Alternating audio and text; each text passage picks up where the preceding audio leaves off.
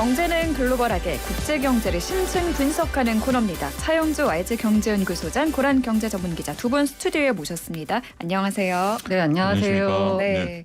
지금 YTN 라디오, 유튜브 보이는 라디오 들어오시면 두 분의 모습과 실시간 방송 상황 보시면서 들으실 수 있으니까요. 많이 들어와 주시고요. 또 방송 들으시다가 궁금한 게 있으시면 유튜브 댓글창에 남겨주세요. 제가 두 분 전문가 두 분께 대신 물어봐 드리겠습니다. 지금 전 세계 시선이 미국 중간 선거로 향한 한 주였는데 현재 결과로 보면은 유권자들이 가장 중요하게 생각한 건 아무래도 경제였겠죠. 지금 어떻게 나오고 있죠? 개표 중간 상황은? 원래 이제 불과 어제만 하더라도 상당히 공화당의 압승이 이제 점쳐였었던 그런 상황이죠. 올 초만 하더라도 이제 민주당 특히 이제 바이든 대통령의 지지율이 굉장히 낮았었기 때문에 네. 거의 뭐 30%대를 이제 하회하는 그런 수준까지 이제 하면서 이번 중간 선거는 공화당이 이기는 거다. 그 전에 지형을 잠깐 좀 살펴보게 된다라면 상원과 하원 그리고 주지사 선거를 이번에 한 거죠. 상원 같은 경우는 100명인데 6년 임기제입니다. 근데 이제 3분의 1을 2년마다 바꾸는데 이번에 37명을 바꾸게 되고요. 그다음에 이제 하원 같은 경우는 2년마다 435명 전원을 바꿉니다. 우리식으로 얘기하면 이제 하원은 인구 비례이기 때문에 국회의원으로 보시면 되는 것 같아요. 그래서 각 주마다 몇 명이 돼 있는 게 아니라 하원이 좀 많은 주가 있고 좀 적은 주가 있고 이거는 인구 비례를 뽑는다라는 거죠. 네. 그다음에 50개 주 중에 이번에 37개 주 주지사들이 이제 또 교체가 이제 단행이 된 겁니다. 그 동안에 이제 그 하원 같은 경우는 민주당이 이제 장악을 하고 있었고 상원은 딱 5대 5였어요. 50대 50이었어요. 근데 이제 부통령이 이제 캐스팅 보드를 쥐고 있기 때문에 네. 실질적으로 민주당이 이제 이끌어 왔었던 거죠. 자, 이제 지금까지 나온 결과표를 보게 된다라면 네. 공화당이 하원은 과반수를 조금 넘은 것으로 보여집니다. 이제 미국 같은 경우 한쪽이 일방적으로 이기는 경우가 거의 없기 때문에 어찌됐든 하원이 지금까지 나온 성적표를 보면 그 공화당이 과반수를 가져가는 것으로 보여지고 있고요. 근데 압승은 아니라고 하더라고요. 네. 그러니까 이제 조금 이제 과반수를 넘었다라는 것이지 압승은 이제 생각보다는 민주당이 굉장히 그러니까 결과론적으로 말씀드리면 민주당이 의외로 선전했다 이런 표현을 드릴 수가 있겠죠. 민주당 선방했다. 네, 근데 결과는 공화당이 일단 과반수를 넘어 가져간 거고. 네. 그다음에 이제 상원 같은 경우는 조금 민감한 표들이 있기 때문에 다시 선거로 들어가야 되고 아직 개표가 이제 늦어지는 부분들이 있기 때문에 조금 한다 하더라도 결과론적으로는 공화당이 가져가는 것으로 지금 이제 예측은 나와요. 조심스럽게. 그런데 한 표라도 더 많이 가지면 51대 49만 돼도 공화당이 가져가는 거니까 이제 그런 부분들로 나오는 거고 주지사 같은 경우는 의외로 지금 현재 민주당이 앞서가고 있습니다. 그렇기 때문에 이 주지사하고 이제 앞으로 뒤에 이제 대선하고도 또 연계를 보게 된다라면 네. 단순하게 공화당이 완전히 압승을 해서 네. 바이든 대통령의 입지가 좀 줄어들고 오히려 지금 트럼프 대통령이 다시 한번 대선에 뛰어들려고 하는 노력들을 좀 보여주고 있거든요. 네네. 근데 지금 이제 트럼프 대통령이 밀었던 상원 의원들은 다 떨어졌어요. 그렇기 때문에 지금 현재 오히려 바이든 대통령이 선거에서는 뭐 결과로 놓고 보면 이겼냐 졌냐로 보면 졌지만 나름대로 선방하고 정치적인 입지를 크게 잃지 않았다. 지금 정도는 그렇게 봐야 될 것 같습니다. 네, 지금 중간 선거의 모든 거를 정말 일목요연하게 정리를 해주셨는데요. 이번 선거 결과가 과연 그래서 글로벌 시장에는 어떤 영향을 미칠까가 아무래도 가장 중요할 텐데요. 여러 가지가 있을 거라고 저는 생각을 했는데 사실 누가 이기든 큰 변화는 없을 거다라는 관측도 많더라고요. 왜냐하면 네. 그 트럼프 이후에 바이든 정부도 마찬가지고 바이든 정부가 들어서면서 뭔가 대외 정책이 크게 바뀔 거다라고 했지만 어쨌든 아메리카 퍼스트 전략을 어떤 굉장히 외교적으로 약간 스무스하게 처리하느냐 아니면 그냥 독단적으로 밀어붙이느냐 이거의 차이만 있지 미국의 이익을 위해서 뭔가 정치가 봉사한다라는 큰 틀에서는 민주나 공화나 지금 차이가 없는 거거든요. 네. 약간의 디테일한 차이만 있을 뿐이고 그런데 이제 선거 결과가 이게 약간의 공화당 압승에서 민주당과 약간 어떻게 견제와 균형을 맞추는 식으로 되다 보니까 네. 오히려 시장에서는 불확실성을 우려한 것 같습니다. 오히려 공화당이 압승을 해버리면 바이든 정부의 정책에 제동을 걸면서 뭔가 바이든 정부가 추진하려고 했던 게 다 틀어질 거다라고 생각을 했었는데 이제는 이게 반반 되니까 야 그럼 앞으로는 바이든이 뭘 하려고 해도 공화당에서 발목을 잡을 거고 그렇다고 이걸 완전히 뒤집지는 못할 거고 그 과반을 얻지 못했기 때문에 네. 라고 해서 아마 시장의 불확실성이 더 증대될 거다라고 해서 어제 그러니까 오늘 새벽에 마감한 나스닥이나 아니면은 그 다우지수 같은 경우에 모두 다 하락 마감했습니다. 이게 경제적인 측면에서 보면 이제 네. 우리가 그 선거 이전에 다양한 분석 자료들이 나왔어요. 그 중에서 이제 민주당 대통령과 공화당 의회였을 때가 주가 상승률이 제일 좋았어요. 역설적으로 이제 과거 사례를 놓고 보면 뭐 다양한 경우의 수가 있죠. 뭐 공화당 대통령의 민주당 의회 뭐 이런 경우가 있었지만 네. 그래서 이제 내심 시장에서는 민주당 대통령의 공화당 의회였을 때가 주가가 올랐던 횟수가 더 많았었기 때문에 네. 12번인가 하여튼 그랬어요. 그래서 거기에 이제 조금 내심 기대를 좀 걸었었던 면도 있죠. 그리고 우리나라 입장에서 본다면 이제 미국 측면에서 보는 게 아니라 우리나라 입장에서 본다면 바이든 대통령이 올해 이제 다양한 법에 대해서 서명을 급하게 하신 게 있죠. 특히 이제 IRA 법이라고 하는 인플레 것들인데 감축법이요. 인플레 감축법에 대해서 이제 얘기가 나오고 이제 그게 이제 세부 조항들이 내년 초에 또 나올 거예요. 여기 이제 점점 더 엄격해지는 거죠.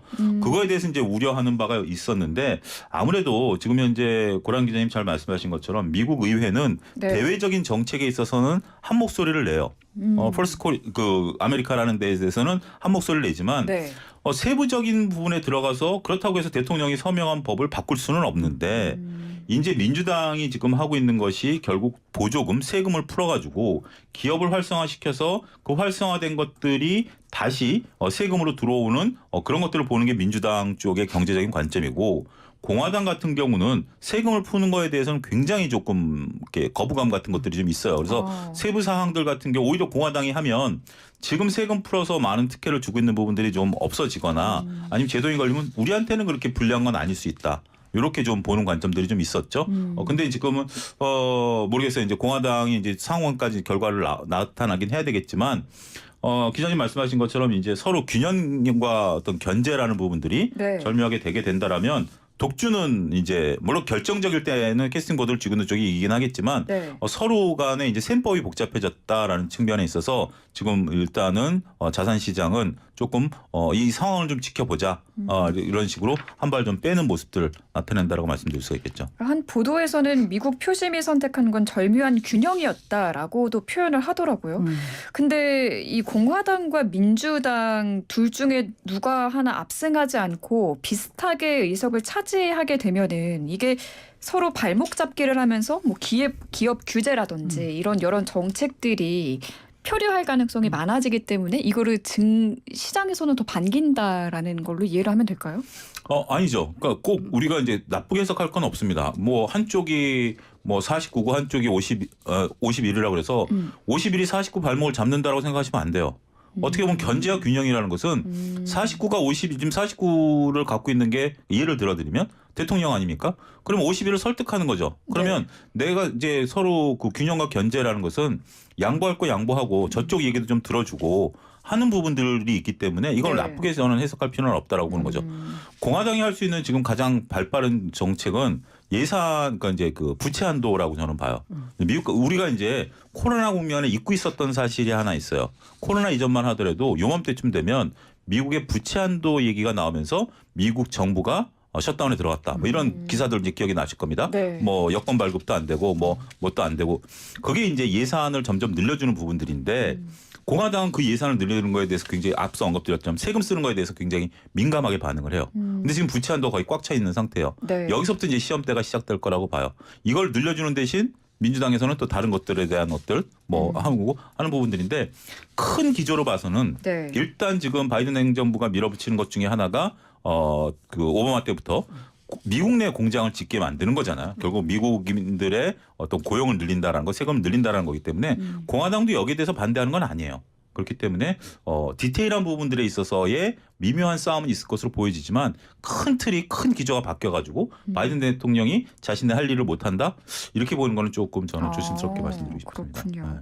지금 공화당과 민주당이 갖고 있는 어떤 차이점에 대해서도 말씀해 주셨는데 그 내년에 이 IRA 인플레이션 감축법 세부 조항이 나온다고 말씀하셨나요? 네, 내년 1월 달에 지금 이제 예상으로 나오는 거고 이게 이제 각 그 워낙 많은 그 항목들이 있어요. 자동차, 배터리, 뭐 태양광 이런 것들이 일단 큰 틀에 있어서 지금 법이 나왔고 네. 세부 조항을 나타낸다라고 해서 지금 이제 뭐 자동차 같은 경우는 몇 프로까지 미국산을 이제 인정해 줄 것이냐 이런 부분들이 있기 때문에 그거는 좀 지켜봐야 될 것 같아요. 근데 제가 궁금한 건 공화당은 그동안 이 인플레이션 감축법이 잘못된 정책이라고 비판을 해왔다고 하더라고요. 그래서 만약에 공화당이 좀 압승을 거두게 되면은 뭐 인플레 감축법 내용이 좀 일부 수정되거나 기준이 완화되진 않을까 기대를 했는데 이 법안에 대해서는 어떻게 두 분은 전망하실까요? 그래서 인플레이션 감축법을 네. 개정하거나 폐기하거나 이건 지금 어려워진 상황이기 때문에요. 그 뭐 우리 입장에서 한국 입장에서 보자면 네. 그 뭐 우리 실리를 가장 많이 취하기 위해서는 그 세부 시행령 정도에 있어서 뭐 유예라던가 아니면은 한국 쪽에 조금 유리한 조건을 다는 방법밖에 없지 지금으로서는 아예 법안을 고치기는 지금 어려워진 상황입니다. 우리가 지금 이제 우리나라 정부가 지금 현재 그 얼마 전에 이제 지난주인가요 보도된 게 이제 우리의 입장을 이제 좀 미국 측에 전달했다라는 게 나왔어요. 그러니까 이제 이 법을 바꾼다라는 건 이미 어렵기 때문에 그 네. 대신 이제 그러니까 미국 측에서 이제 우리가 소위 말해서 미국은 이제 로비스트들이 공식적으로 존재하니까 로비학에서는 야, 이 정도는 조금 유예해 줄 수 있는 법안들 한 3년 정도 유예해 주는 거. 그다음에 이제 뭐 배터리 같은 경우 몇 년 동안은 조금 미국산 쓰는 걸 좀 유예해 주는 거. 이런 것들로 이제 그 어떻게 명분을 우리 정부가 제공을 했어요. 그게 이제 과연 어떻게 보면 지금 이제 그 교책 이제 의석 교책이잖아요. 네. 근데 지금 이제 당선됐다 그래서 내일부터 일하시는 거 아니니까 네. 요 기간 동안에 요거를 조금 고치려고 하는 노력들 일부 있고 요게 지금 상원과 하원의 레임덕 기간에 지금 현재 다 이 그 법안들이 올라가 있는 상황이기 때문에 요게 이제 그 짧은 시간 내에 어떻게 처리되는지 여부도 그 앞으로 향후 의회 구성에 따른 의회 권력보다 요 과도기적인 상황에서 우리가 뭔가를 조금 얻어낼 수 있는 부분들이 있지 않을까. 요 부분도 우리가 관심 있게 보셔야 됩니다. 알겠습니다. 지금 근데 미국 이야기를 조금 더 해보자면은 최근 이 미국에서 OLED 소재 장비 규제도 살펴보고 있다는 얘기가 나오더라고요. 이건 어떤 얘기인가요? 전반적으로 좀 다 들여다보고 있는 거예요. 다 들여다보고 있는 거고. 그러니까 다 미국에서 만들어서 미국산 쓰자라는 건가요? OLED 같은 경우는 미국에서 지금 거의 그러니까 생산 OLED 강국은 우리나라입니다. 이 OLED라는 게 네. 생각보다 만들기가 굉장히 어려워요. 그러니까 이제 우리가 이제 여러분들이 그러니까 이제 쉽게 이해하냐면 네. 실험실에서 만들어내는 거하고 공장에서 이제 컨베이어 벨트 쉽게 얘기하면 얹어가지고 착착착착 찍어냈을 때 이게 완성품이 높이 나오는 이 과정이 이게 굉장히 넘게 어려운 게 특히 OLED 같은 경우입니다. 예를 들자면 OLED 하면 삼성이 떠오릅니까? LG가 떠오릅니까? LG 디스플레이가 많이 떠오르실 거예요. 이쪽에 관심 있으신 분들. 삼성과 LG가 동시에 개발했는데 네. 삼성이 OLED 부분에 있어서는 LG한테 밀려요. 기술이야 삼성이. 그러니까 이거를 수율을 뽑아내기가 굉장히 어려워요. 근데 어찌 됐든 전 세계에서 가장 뛰어난 기술을 갖고 있는 게 이제 우리나라고요. 네. 근데 중국 같은 경우 이제 LCD는 우리나라 시장보다 중국이 벌써 이제 넘어갔고 거기서 OLED 개발을 하고 있기 때문에 네. 미국 같은 경우도 반도체와 마찬가지로 이걸 중국이 이제 커나가는 OLED 같은 경우는 이제 앞으로 전기차라든지 자율주행이라든지 뭐 다양한 디스플레이 온갖 디스플레이에 다 쓰이는 부분이기 때문에 네. 이 부분에 있어서도 미국이 지금 중국을 견제하고 있다. 이렇게 좀 말씀드릴 수가 있겠죠. 뭐 마찬가지인 것 같아요. 중국의 반도체 굴기 차단하기 위해서 네. 규제를 강화했잖아요. 그래서 이른바 이제 중국 쪽에다가는 새로운 기술에 고도의 기술이 들어가는 반도체 공장을 짓거나 아니면 이런 걸 다 금지를 해버린 거예요. 마찬가지로 디스플레이도 반도체와 비슷한 규제를 시행을 하는 거고 네. 아까 이제 그 OLED 관련돼서 그냥 조금 말씀드리자면 삼성 같은 경우에는 그 작은 휴대폰용 OLED 쪽은 삼성이 강자고 그 TV 같은 데 들어가는 좀 큰 OLED는 LG 디스플레이가 더 강한데 오히려 이거는 우리나라 이제 디스플레이 업체한테 좋은 게 뭐냐면 이건 중국의 디스플레이 업체들의 기술 격차를 미국이 인위적으로 막아주는 거잖아요. 그럼 우리한테는 더 좋은 호재일 수 거죠. 있겠네요. 네네네. 지금 거의 뭐 중국이 치고 올라오면서 거의 중국이 지금 정부의 보조금을 받아가지고 디스플레이를 싸게 게다가 이제 기술까지 올려가면서 양산을 하니까 네. 우리 업체들의 경쟁력이 약화되는 건데 이걸 이제 미국이 인위적으로 막아주는 거니까 오히려 우리한테는 기회가 될 수 있는 거죠. 우리는 손 안 대고 코 푸는 격이라고 비유를 해봐도 될까요? 예, 요 분야에만 요 분야에만, 네. 분야에 한해서. 예. 오늘 밤 9시 반이었던가요? 그 미국의 10월 소비자 물가 지수가 발표됩니다. 여기서 앞자리가 7이냐, 8이냐 어떤 숫자가 뜨는지에 따라서 미 연준의 기준금리 인상 속도와 폭이 정해질 텐데 지금 시장 기대치는 어느 정도인가요? 이제 12월 달에 이제 미국의 연준이 열리면서 이제 올해 마지막 연준이 이제 열리는 겁니다. 네. 그 사이에 이제 우리나라 또 이제 금통위가 열리고요. 네. 어찌됐든 지금 시장은 뭐 아직까지 기존은 50bp가 이제 3분의 2 정도 되는 것 같고 그 전에는 이제 당연히 50bp였다가 이제 3분의 1이 75bp가 이제 올라온 거죠.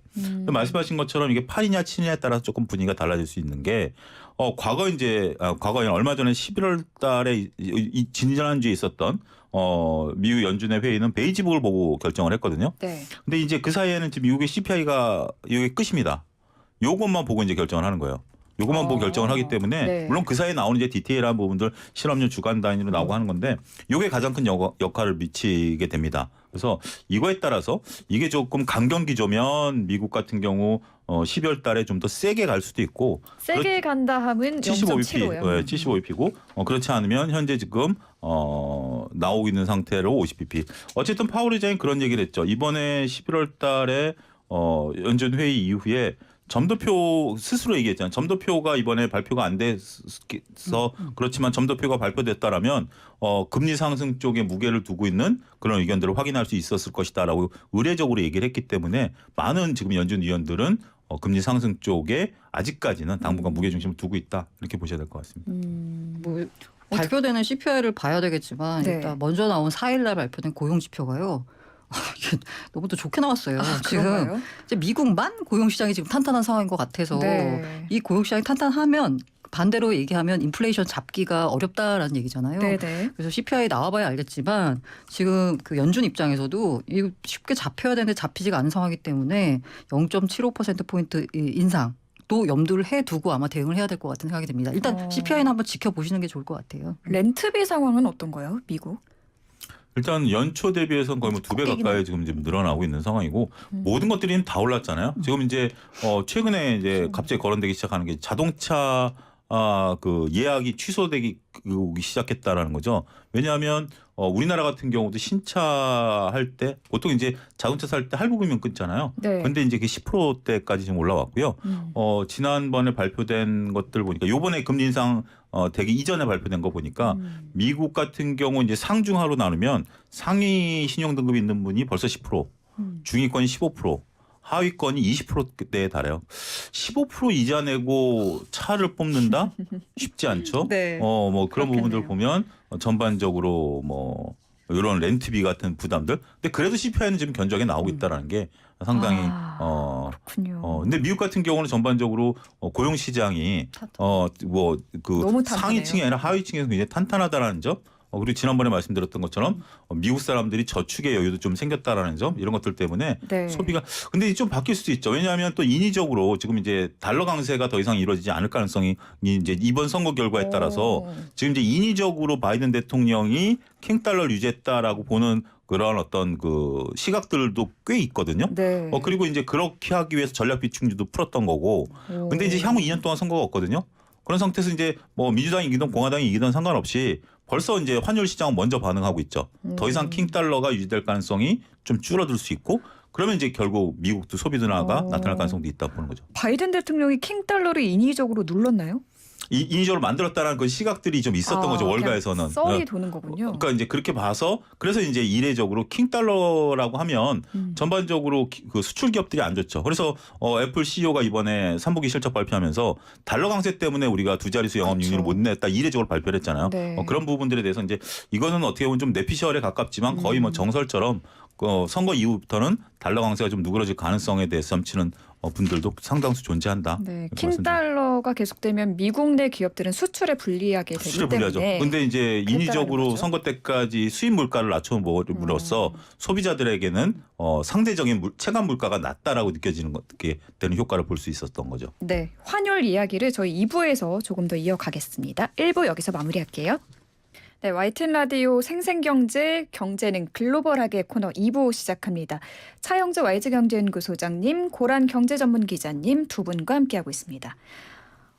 저희가 그 킹달러 이야기를 했는데요. 이야기 이어가기 전에 먼저 0316번님이 트럼프 재선 도전 여부가 궁금하네요라고 남겨주셨어요. 짧게 답변해 주실까요? 일단 네. 선거가 그 여론조사상으로는 공화당의 압승이 예상이 됐고 네. 트럼프가 꽂은 후보들이 당선이 될 것으로 예상이 됐던 선거 전에는 자 15일에 중대 발표를 하겠다라고 했어요. 네. 그 중대 발표는 아마 대선 도전 선언이 아니었을까 생각이 드는데 네. 지금 아까 트럼프가 꽂은 후보가 소장님 말씀하셨다시피 다 떨어졌거든요.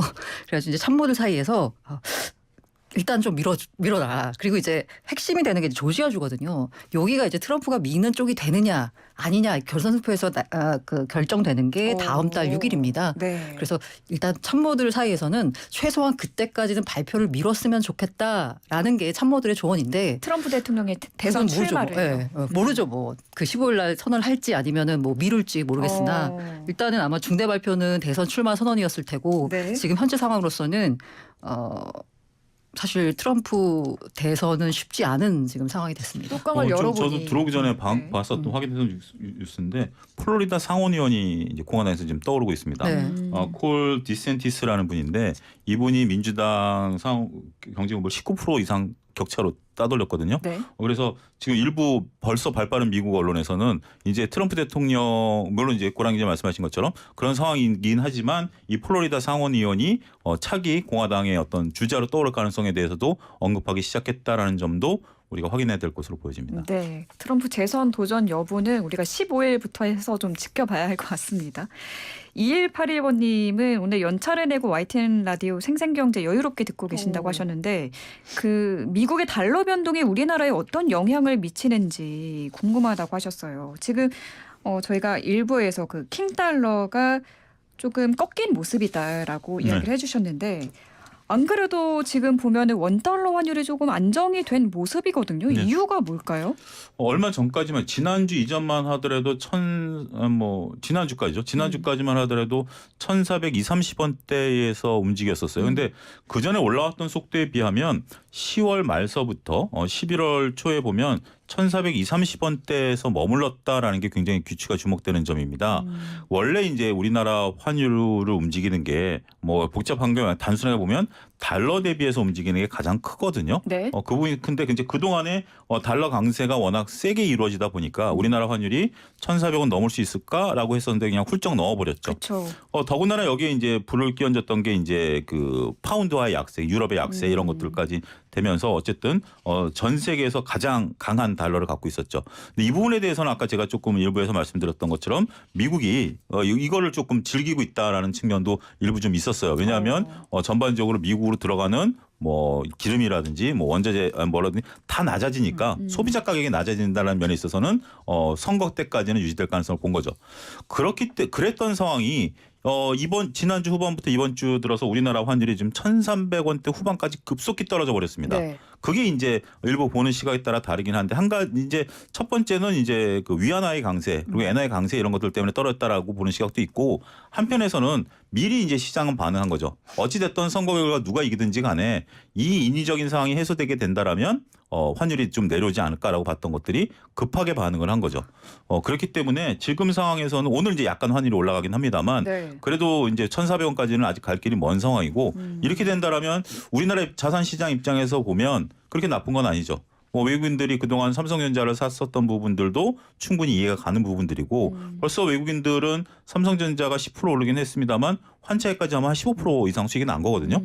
그런 부분들로서도 볼 수 있는 부분들이고 우리도 이제 그동안 무역 적자에 따른 굉장히 안타까운 부분들이 많았잖아요. 이 환율 때문에. 네. 근데 그런 것도 해소될 수 있다라고 본다라면 우리들한테는 환율 상황이 이제는 고점을 찍고 내려오는 상황으로 이해하셔야 되지 않을까 싶습니다. 그럼 그 고점을 찍고 내려오는 상황이라는 게 추세적으로 자리를 잡을 것인지 아니면은 지금 잠시 쉬었다가 다시 강달러가 올 것인지에 대해서도 중요하잖아요. 근데 지금 떨어졌다고 하는 지금 수준도 사실 강달러거든요. 어. 네, 지금 원래는 1,200원 선에서 왔다 갔다 하던 환율이 네. 1,300원 뚫고 1,400원을 뚫어서 많이 올라온 상황인데 지금 1,400원에서 1,300원대로 내려왔다라고 해서 자 이제는 강달러가 아니라 약달러야라고 말하기에는 일단 수준 자체가 너무 높고요. 네. 그럼 여기서 다시 1,200원대로 갈까? 이 부분에 대해서는 사실 의문을 제기하는 분들이 많습니다. 이제는 뉴 노멀 해가지고 환율 1,300원 선 시대를 받아들여야 된다. 거기에 맞춰서 기업의 전략이나 아니면 뭐 여러 가지를 짜야 된다라고 하는 쪽들이 많고요. 그래서 살짝 말씀드리고 싶은 게 아까 제가 이거 계속 헷갈려가지고 네. 그 차기 그 공화당의 대선 주자로 급부상한 건 론 드산티스 플로리다 주지사입니다. 네, 그 상원 아니고 상원이 주지사예요. 아니고 네네네. 플로리다 주지사가. 그렇지. 그래서 여기 그 실제로 그리고 트럼프 이게 그러니까 공화당의 민주당의 승리가 아니라 공화당이 실패한 거고 정확히 말하면 공화당이 아니라 트럼프의 실패다라는 평가가 많거든요. 오, 재밌네요. 네, 왜냐하면 트럼프에 대한 반감 때문에 표가 결집됐다. 무당파가 민주당 쪽으로 갔다라는 분석이 많습니다. 그러니까 트럼프가 너무 빨리 그걸 예고를 했잖아요. 빅뉴스를 터뜨리겠다라고. 맞아요. 그걸 너무 빨리 해서 그래서 일부러 오히려, 민주당의 네. 표가 결집시키는 네. 그런 효과를 불러일으켰다라는 네, 얘기가 일주일 있더라고요. 전부터 이제 그랬기 때문에 그렇게 보는 시각도 좀 있었어요.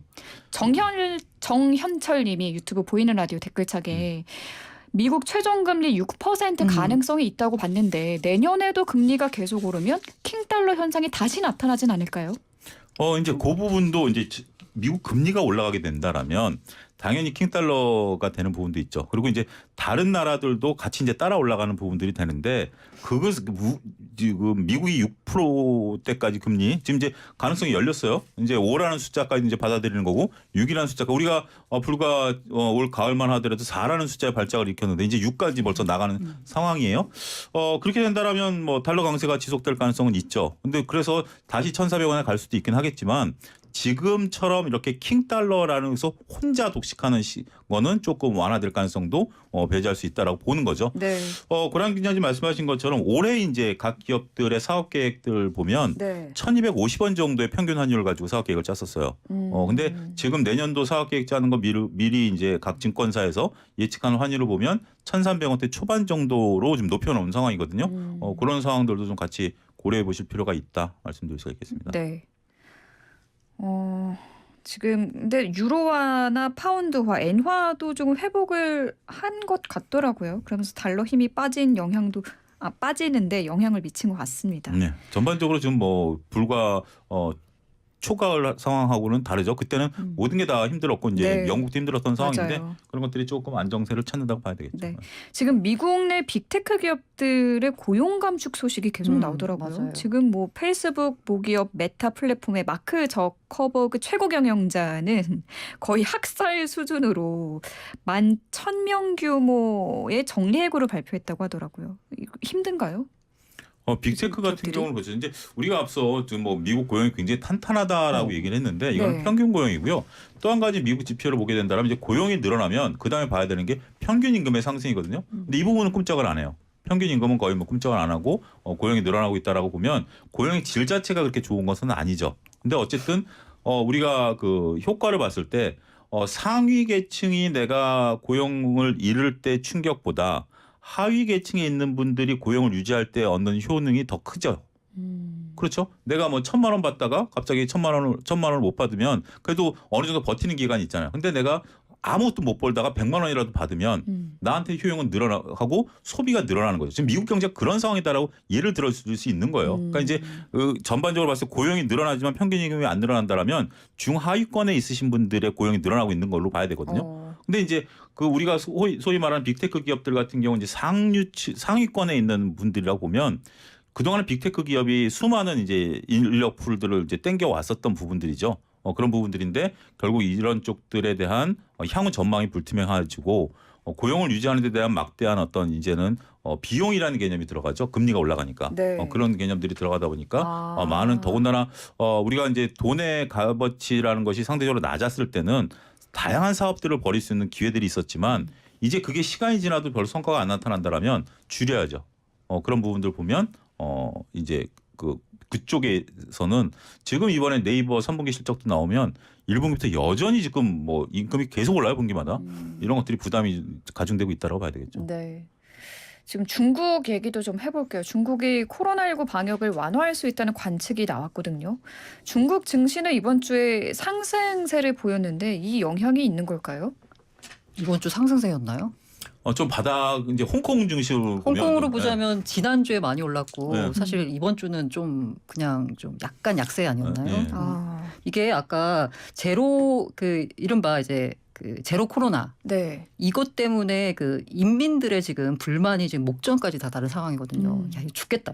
이거 병 잡다가 다 죽겠다. 이제는 위드 코로나로 가야 되는 거 아니냐 하면서 이제 리오프닝을 하기 위한 조치를 검토 중이라고 월스트리트저널이 보도를 하면서 네. 사실 4일 날 홍콩 H지수 항생지수 같은 경우는 6% 넘게 뛰었거든요. 그런데 그 이후에 나오는 게 이게 확진자 숫자가 안 줄어요. 그래서 다시 이거 아직 제로 코로나에서 벗어나기에는 약간 시기적으로 좀 빠른 거 아니냐라고 하면서 그 올랐던 기대감이 좀 빠져가지고 이번 주에는 오히려 좀 약간 약세를 보였는데 그랬군요. 그 우리 원화가 강세를 보인 것도 사실 요 제로 코로나를 이제 벗어날 거다. 라는 그 기대감에 우리는 중국 경제와 굉장히 밀접한 관련이 있다 보니까 네. 원화가 이제 그 다른 엔화 대비해서도 더 강세를 보였던 거거든요. 근데 중국이 이제 리오프닝이 어떻게 될 것인가에 대해서 일단 전체적인 반응은 질서 정연한 방식으로 이루어지고 점진적으로 진행되는데 이 점진이 언제냐? 거의 1년 가까이 보고 있더라고요. 그렇기 때문에 이제 급격한 리오프닝에 대한 기대는 좀 접는 게 좋지 않을까라는 생각이 저는 개인적으로 듭니다. 일단 좀 지켜봐야 될 것 같아요. 처음에 이제 그 어떤 포럼에서 방역 당국자께서 이제 그런 걸 얘기를 하면서 촉발이 됐었고 중국 한쪽에서는 중국 정부는 아직까지 아니다라고 이제 얘기를 하는데 검토는 하고 있는 것 같아요. 워낙 지금 이제 중국도 경기가 안 좋은 상황이고 모든 것들이 안 좋기 때문에 검토는 하고 있는 것 같은데 그래서 뭐 일부 언론에서 성급하게 로드맵도 나왔어요. 내년 초에는 홍콩과 서로 이제 교류하는 거 하고 그 다음부터 이제 내년 하반기부터 열겠다 뭐 여러 가지 얘기들이 있는데 일단 검토 단계지 아직까지 팩트 체크는 우리 이제 팩트라고 본다라면 언제 연다. 이거에 대해서는 지금 이제 고랑 기자님 말씀하신 건 중국 정식 당국자들도 숫자를 보겠죠. 숫자를 보지 않을까 싶습니다. 저는 요새 오히려 무서운 게 이렇게 자꾸 시진핑 주석이 이렇게 군복을 입고 자꾸 나타나가지고 사람 불안하게 만드는 이런. 검토하고 있다. 그래서 이게 언제 그러니까 제로 코로나 정책을 당장 뭐 폐지하겠다라는 뉴스는 없는 거잖아요. 네, 맞아요. 기대감이 있을 뿐이지 사실 당장 폐지하기에도 쉽지 않을 것 같다는 생각이 들거든요. 우리가 여기서 이제 여러분들이 좀 이런 뉴스들에 대해서 체크를 해야 될 게 제가 최근에 어떤 것들을 볼 때 네. 그러니까 그 비행기 조종사들이 이제 전투기 조종사들이 이제 그 어느 정도 고도에 가면 바다와 하늘을 구별 못하는 경우가 있답니다.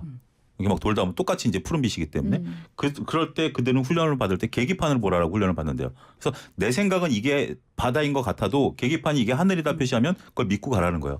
지금 상황에서는 우리는 네. 이 지표들만 믿고 가야지. 야, 이 정도 되면 중국도 지금 경제 성장을 위해서 풀겠다. 아니면 뭐 이렇게 되겠다. 이렇게 보는 게 아니라 지금은 뭐 이 정도 미국 경제가 좀 되면 이 정도 금리 올렸으면 낮추겠다. 이게 아니라 지표만 지금 보고 가셔야 현상을 올바로 볼 수 있다. 저는 그렇게 예를 들어드리고 싶네요. 알겠습니다. 지표하니까 저는 또 오늘 발표될 미국의 소비자 물가 네, 상승률이 소비자 물가 기대가 봐야 되는데 오늘 밤 9시 반입니다, 여러분. 이 숫자를 좀 주목을 하셔야 될 것 같고요. 지금 우리나라도 한 번 남았잖아요. 금통위에서 기준금리 결정하는 게. 내년 상반기 중으로 연 3.75%까지 기준금리가 높아질 거라는 전망이 나왔습니다. 이 부분은 어떻게 보세요?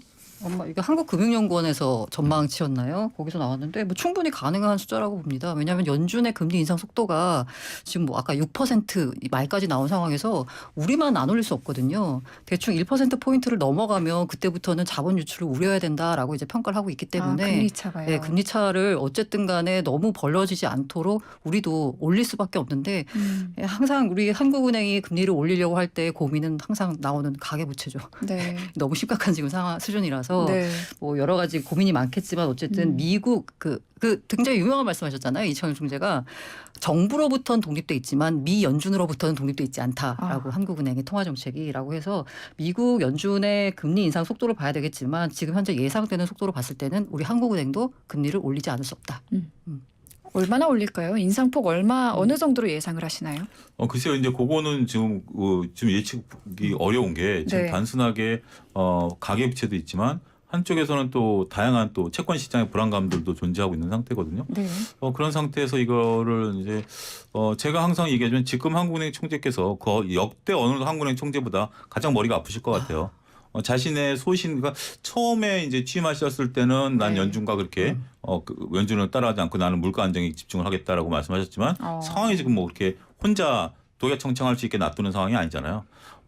기자님 말씀하신 것처럼 우리가 이제 과거 사례를 보면 최대 벌어졌을 때가 1.5% 정도 벌어졌었어요. 그게 이제 몇 년 동안 유지가 돼서 이제 그때 당시만 하더라도 이제 뭐 자본 유치라는 것이 상황을 다 봐야 되기 때문에 네. 견뎌낸 적은 있지만 만약에 그 이상 벌어지게 된다면 우리도 이제 안 가본 길을 가는 거죠. 안 가본 길을 가는 거고 이게 이제 세계 경제라든지 더군다나 이제 우리가 또 안 가본 길은 그거죠. 우리가 이제 미국 중국과 같이 연결했을 때도 중국 경제가 그동안 살아 있으면서 2010년대는 우리나라 경제를 버팀목이 됐는데 이제 중국을 버리고 미국 쪽으로 가야 되는 상황에서 과연 미국과 스텝을 안 맞추는 상황이 연출이 되면 우리 경제는 어떻게 될 것인가. 이 과거 사례를 보기에는 좀 세법이 복잡해지긴 합니다만 이번에는 아마 50bp 정도 25bp와 50bp 사이에서 지금 설왕설래가 이루어지고 있다라고 봐야 되겠죠. 베이비 스텝과 빅 스텝 사이에서.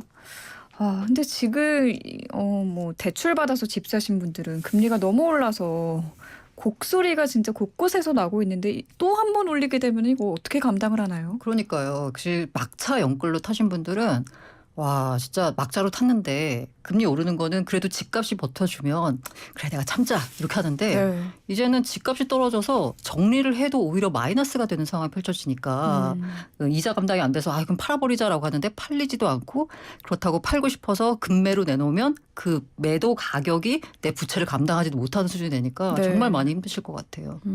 이게 우리가 그 자산이라는 개념, 내가 빚으로 아파트를 갖고 있더라도 내 자산이잖아요. 네. 근데 그러면 내 돈과 부채를 일으켜서 자산이 산 건데 지금 아파트의 형국은 내 자본 중심으로 보면 자산에서 부채를 빼줘야 되는 거예요. 근데 부채는 픽스가 돼 있는 거죠. 근데 자산 가격은 지금 아파트 가격이 떨어졌으니까 자산 가격이 떨어진 상태에서 부채는 픽스가 되면 뭐가 줄어들죠? 내 자본이 그만큼 줄어들게 된 거죠. 그게 지금 상당히 좀 안타까운 건데. 글쎄요, 뭐 이거는 뭐 이것만 주제를 해도 하고 굉장히 싶으신 얘기가 되는 건데 말씀이 아니요, 많으신 것 제가 같은데. 특별히 이거에 대해서는 저는 드리고 싶은 말씀 별로 없어요. 왜냐하면 이거는 우리가 어떻게 뭐 말로 풀어갈 수 있는 부분들이 아니기 때문에. 네. 근데 그렇긴 하지만 지금 그 부분만 놓고 보면 우리가 금리 인상이 어렵지만 네. 지금 미국이라든지 다른 쪽들을 보게 된다라면 또 금리 인상을 해야 되거든요. 하는 게 결국 맞아요. 이제 정책 당국자들께서 어떠한 정책 우선순위를 두느냐가 거기에 더 포커싱을 돼야 되지 않을까. 각각의 이제 사람들을 놓고 보면 안타까운 분들이 있긴 하지만 큰 기조로 놓고 본다라면 결국은 미국을 따라갈 수밖에 없다라는 당위론도 우리가 받아들여야 될 것 같습니다. 그리고 이거 되게 디테일한 부분인데 아까 그 네. 변동금리가 80% 정도 되거든요. 대출 받으신 분들. 네네. 그런데 요거를 고정으로 그 저리의 고정금리로 바꿔주는 안심전환 대출 신청을 받고 있습니다. 추가 신청 6억까지 올라갔어요. 부합산 1억까지 늘어났으니까 네. 해당하시는 분들은 반드시 갈아타시는 게 좋습니다. 네, 내년 초에는 이게 그 기준이 또 9억으로 상향될 수도 있는 맞아요. 얘기가 지금 솔솔 네네. 나오고 있으니까 좀 기다려 보시면은 버티게 들어가실 수 있을 것 같습니다. 오늘 말씀 여기서 정리하겠습니다. 감사합니다. 네, 감사합니다. 네, 지금까지 고란 경제 전문 기자 차영주 와이즈 경제연구소장 두 분과 함께했습니다.